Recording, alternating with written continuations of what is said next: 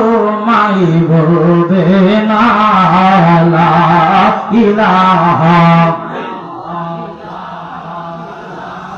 ইলাহা লা ইলাহা ইল্লাল্লাহ মুহাম্মাদুর রাসূলুল্লাহ। জবান খুলে পড়ি সাল্লাল্লাহু আলাইহি ওয়াসাল্লাম।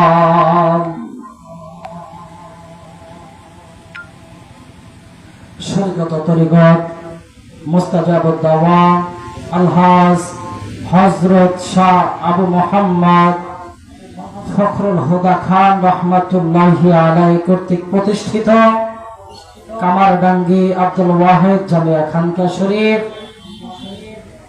হুজুর কিবলার 11তম পবিত্র ওরস মোবারকের সম্মানিত মাথার তাজ নয়নের মণি দুই হুজুর কিবলাদ্বয় মাদ্দাজিল্লাহুল আলী, আল্লাহ হুজুরদের হায়াতের মধ্যে ইলমিয়াতের মধ্যে আল্লাহ বরকত দান করুক। সকলে পড়েন আল্লাহুম্মা আমিন। দিগারে উলামা ইকরাম স্টেজের মধ্যে বসা রয়েছেন উস্তাদ সমতুল্য বন্ধুবর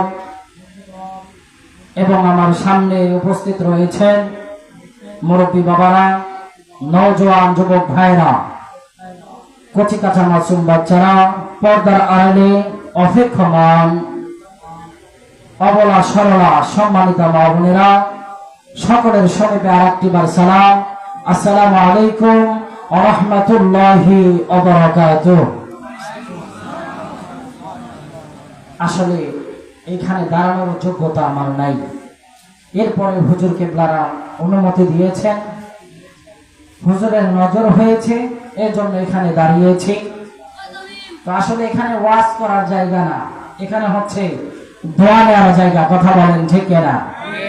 এখানে আলোচনা করার জায়গা না, এখানে ফায়েজ পাওয়ার জায়গা। কথা বলেন ঠিক কিনা? যদি আপনার তীরের নিরিখ যদি আপনার ঠিক থাকে, দেখবেন তীর সোজা ওই জায়গায় গিয়ে কিন্তু লাগবে, আঘাত করবে।